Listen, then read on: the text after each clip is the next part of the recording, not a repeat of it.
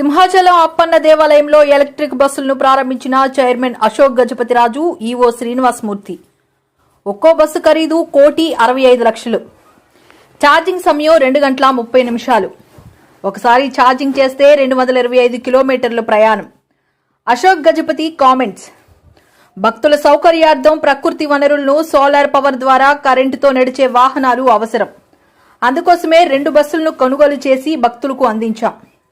ప్రస్తుతం bus ticket పెంచే యోచన లేదు. గతంలో సాధారణ బస్సు టికెట్ రేటు 15 రూపాయలు ఉంది.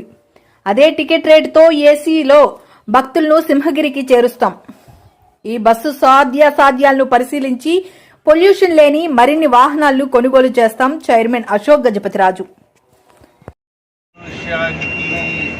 విశాఖపట్నంలో చాలా ఇబ్బందులు ఉన్నాయి. దానికి కాలుష్యాన్ని నివారించినట్టు అది రావాలి. సృష్టి దేవుడు ఇచ్చారు మనకి, మనం కాపాడి భావితరాలు. సార్, ఈ బస్సులు సుదీర్ఘ ప్రాంతానికి నడిపే అవకాశం ఉంది సార్, అంటే భక్తుల కోసం. ఇది భక్తుల కోసం, భక్తుల డబ్బు భక్తుల కోసం. కాంప్లెక్స్ నుంచి కానీ స్టేషన్ నుంచి కానీ అవకాశం ఉంది సార్. మనకి ఘాట్ వస్తున్నా అలాగే ఏదైనా వచ్చేటప్పుడు అది అప్పుడు ఆ ప్రతిపాదనని బట్టి చూద్దాం. మనం ఇప్పటి నుంచి మొదటి రోజు పుట్టేటప్పుడు అందరూ వారు ఏ డిగ్రీ చదువుతారు, ఏ ఉద్యోగం చేస్తారు, ఎంత ఆదాయం వస్తుందో అవన్నీ వద్దు. మనకి ఇది కొత్తగా స్టార్ట్ అయ్యింది.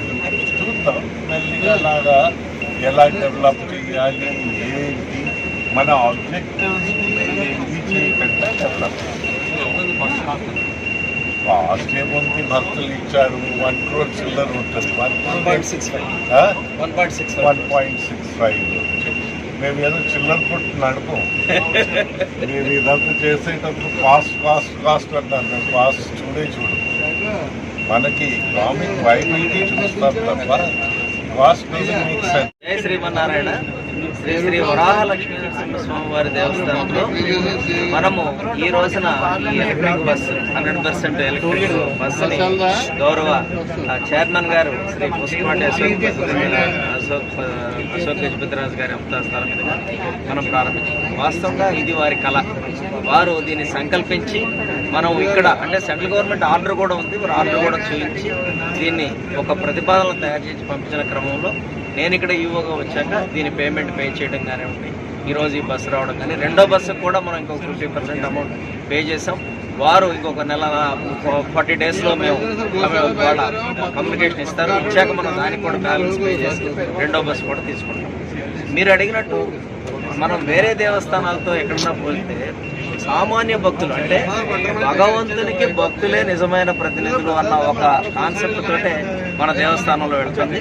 గౌరవ చైర్మన్ గారు కూడా భక్తుల మీద అధిక భారం మోపకుండా చాలా తక్కువ రేట్తోనే మనము ఈ కార్యక్రమాలన్నీ చేస్తున్నాం. అంటే అల్టిమేట్గా అది భక్తుల డబ్బు అని వారు పదే చెప్తున్నప్పటికీ ఆ డబ్బు ఖర్చు పెట్టినా వారి మీద మళ్ళీ అదనం భారం మోపకూడదన్న వారి ఆలోచన మేరకు ఏ టికెట్ కూడా ఇప్పటివరకు మనం ఏ ప్రతిపాదన చేయలేదు.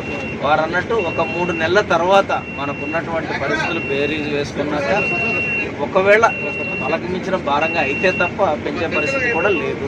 అది వారు నిర్ణయించాక వారి ఆ సూచన మేరకే ముందుకు వెళ్ళడం జరుగుతుంది. ముఖ్యంగా పొల్యూషన్ ఫ్రీ భక్తులు ఫ్రెష్నెస్ అంటే ఈ ఏసీ బస్ ఎక్కి దిగేటప్పుడు కూడా ఫ్రెష్గా వెళ్ళి ఫ్రెష్గా రావాలనేది. అదేవిధంగా ఇటీవల చందనోత్సవం కూడా చూశారు. వారి సూచన మేరకు మనం భక్తులకు సామాన్య భక్తులకు చాలామంది మీరు అడిగారు, సామాన్య భక్తులు అంటున్నారు. మరి ఈసారి అది జరుగుద్దా అన్నారు. అది భక్తులకి స్వామివారు నిజంగా చేసి చూపించారు. దాదాపు 6, 7, 8 గంటల వెయిటింగ్ నుంచి గంటన్నరలోనే సామాన్య భక్తులు దర్శనం చేసుకునే విధంగా ఈసారి మనం భక్తులకి ఇచ్చాము. స్వామివారికి వారే